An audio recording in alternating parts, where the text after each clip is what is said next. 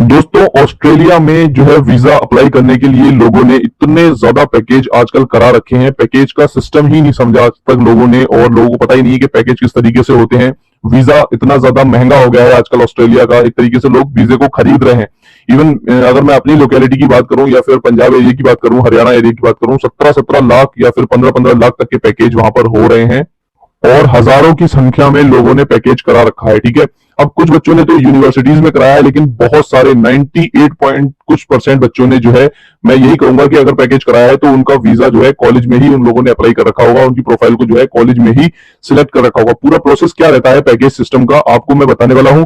बने रहिए मेरी वीडियो से लास्ट तक। If you are new one on my channel then please subscribe and also press the bell icon for the latest update of my videos. उसके अलावा हम visa ratio की भी बात करेंगे, जो करंटली सिनेरियो चल रहा है और कितने टाइम बाद जो है कॉलेजेस के वीजा आ रहे हैं। ठीक है दोस्तों, आप सभी को पता है कि भाई पैकेज इस टाइम 15-15 लाख या फिर 17-17 लाख के हो रहे हैं लगभग। अब वो एजेंट के ऊपर डिपेंड करता है कि आपने एजेंट किस तरीके का ढूंढा है। अगर मैं आपको स्टेप बाय की प्रोसेस बताऊं कि भाई स्टेप बाय में स्टूडेंट जब अपना सब कुछ करता है, उसमें आपको पता ही है कि भाई कितनी भागदौड़ करनी पड़ती है, उसमें किस किस तरीके के जो है डॉक्यूमेंट्स प्रोवाइड करने पड़ते हैं एजेंट को, ITR से लेकर नेट वर्थ सर्टिफिकेट और काफी ज्यादा।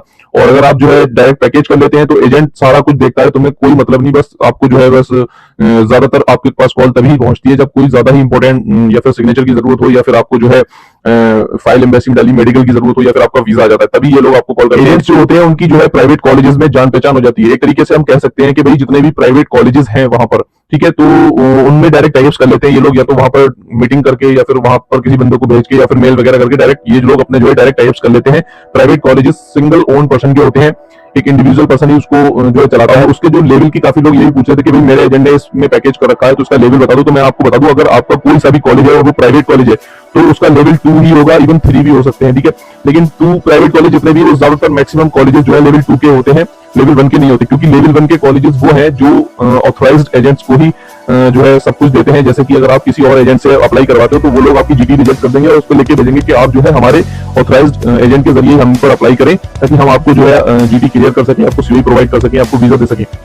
ठीक है, तो जितने भी बच्चों ने जो है पैकेज करा रखा है तो वो प्राइवेट कॉलेजेस में बंदे करते हैं। प्राइवेट कॉलेजेस का सीन बताता हूं मैं आपको, तो फीस का बहुत मैटर रहता है। बंदे से एजेंट जो है बोल देते हैं कि भाई आपकी 8 से लेके 9 लाख के अराउंड या फिर 7 लाख के अराउंड जो है आपकी फीस आएगी, जिसमें जो है इंश्योरेंस सबमिट होता है 7 से 9 लाख के बीच में। ठीक है, प्लस उसमें एक 3 साल का जो है इंश्योरेंस होता है, हेल्थ इंश्योरेंस, वो लोग उसी में कवर करके आपको बताते हैं कि भाई इतनी फीस होगी।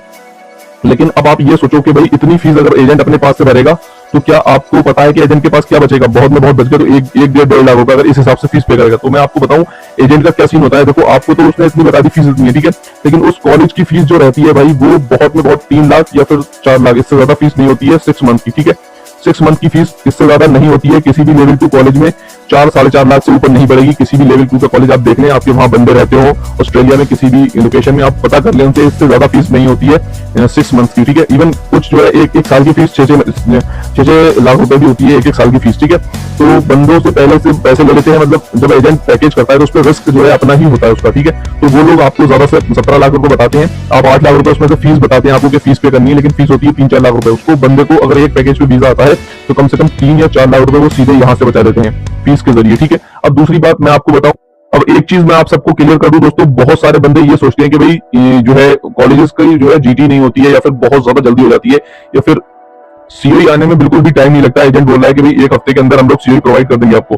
तो ये डायरेक्ट टाइप्स होने की वजह से ऐसा होता है। डायरेक्ट टाइप्स कैसे होते हैं? ये नहीं कि बंदे ने एक फाइल भेजी आपके कॉलेज में तो उसके डायरेक्ट टाइप्स नहीं, वो एजेंट जो होते हैं जो पैकेज करते हैं, जिनके अच्छे टाइप्स होते हैं कॉलेजेस के साथ, वो लोग 40 या 50 सीट्स एक साथ बुक कर लेते हैं किसी इंटेक में पहुंचने से पहले। 50-60 लाख रुपए या फिर 70 लाख रुपए वो लोग एडवांस में प्रोवाइड कर देते हैं।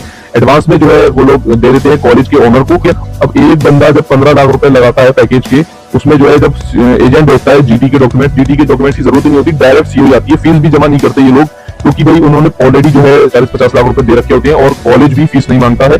कॉलेज ने जब एजेंट जो है डॉक्यूमेंट भेजता है कि भाई इस बंदे का एडमिशन होना है, वो लोग डायरेक्ट सीओई भेजते हैं वहां से, और वो लोग ऑफर लेटर या फिर जीटी वगैरह का प्रोसेस बिल्कुल नहीं करते। इसमें टाइम वेस्ट होता है, क्योंकि और ऑलरेडी जब उनके पास फीस पहुंच चुकी होती है 40-50 लाख रुपए एजेंट प्रोवाइड कर चुका होता है उनको, क्योंकि उन्होंने ऑलरेडी सीट बुक कर रखी होती है। अब एजेंट के ऊपर रहता है कि वो किस किस बच्चे को उस सीट पर बिठा लेगा। ठीक है, मतलब उस सीट को पर भेजेगा जहां पर उसको एडमिशन मिलेगा, तो इसलिए डायरेक्ट सीओई आती है, इसलिए ज्यादा फास्ट प्रोसेस होता है। ठीक है, अब बात करते हैं हम वीजा सिनेरियो।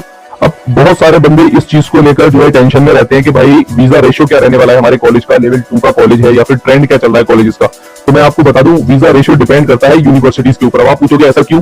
अगर यूनिवर्सिटीज ने जो है जीटी का प्रोसेस करना बहुत ही ज्यादा टफ कर रखा है, बिल्कुल ये समझ लो ना के बराबर कर रखा है, इतनी स्ट्रिक्ट तरीके से चेकिंग कर रही है कि फाइल जो है एम्बेसी में पहुंच ही नहीं रही है, ठीक है। अगर फाइल एम्बेसी में बहुत ज्यादा कम जा रही है तो जाहिर सी बात है जो है कॉलेजेस की फाइल ज्यादा पहुंच जाएंगी, क्योंकि कॉलेजेस बिल्कुल भी नहीं देखते, डायरेक्ट सीओ देती है। तो जब कॉलेज की फाइल पहुंचेंगी और एम्बेसी को तो जो है वीजा देना होगा, किसी भी कॉलेज या फिर यूनिवर्सिटी में इतना ज्यादा फर्क इस टाइम पर नहीं देखते, क्योंकि वो ये देखते हैं कि भाई जो बंदा आ रहा है वो हायर एजुकेशन सेक्टर से आ रहा है, डायरेक्ट बैचलर के लिए आप लोगों ने अप्लाई कर रखा है कॉलेजेस में, और एम्बेसी में भी डायरेक्ट बैचलर को ज्यादा प्रेफरेंस मिलती है या फिर डायरेक्ट मास्टर्स के। हायर एजुकेशन सेक्टर में जब भी आप अप्लाई करोगे तो ज्यादा उसका सक्सेस रेट रहता है। अगर यूनिवर्सिटी ज्यादा टाइम दे रही है जीटी में तो फाइलें कम पहुंचेंगी एम्बेसी के पास, इसलिए जो है वीजा रेशियो बढ़ जाता है थोड़ा कॉलेजेस का, ठीक है। जैसे अब करंट सिनेरियो चल रहा है, लेकिन आने वाले टाइम में नवंबर इनटेक में, यानी कि सितंबर के बाद या फिर हो सकता है लास्ट शुरू सितंबर से या अगस्त से भी बन के, जो ट्रेंड है वो बिल्कुल ही चेंज होने वाला है। क्योंकि भाई एम्बेसी अब जो है, क्योंकि भाई अब जो है ऑस्ट्रेलिया की सारी यूनिवर्सिटीज, मैक्सिमम यूनिवर्सिटीज ने अनकंडीशनल ऑफर लेटर देना शुरू कर दिया, और अगर अनकंडीशनल ऑफर लेटर देना शुरू कर दिया, इवन बहुत सारे बच्चों के आ चुके हैं अनकंडीशनल ऑफर लेटर,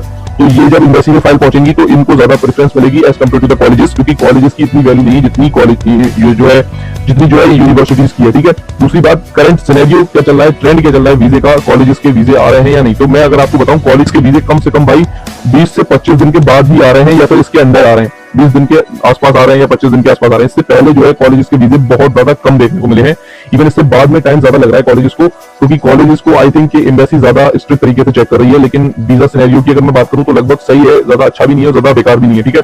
लेकिन अगर मैं बताऊं, थोड़े दिनों के बाद जब यूनिवर्सिटीज की फाइल्स जो है एम्बेसी के पास जाने लगेंगी तो कॉलेजेस का वीजा सिनेरियो बिल्कुल डाउन हो जाएगा, और उस टाइम पर रिफ्यूजल रेट काफी ज्यादा देखने को मिलेगा। ये थी मेरी आज की video. If you like my video तो ज्यादा से ज्यादा शेयर कर देना अपने दोस्तों तक, ये नॉलेज जरूर पहुंचाना और प्यारी सी कमेंट जरूर करना। Thank you very much for watching this video.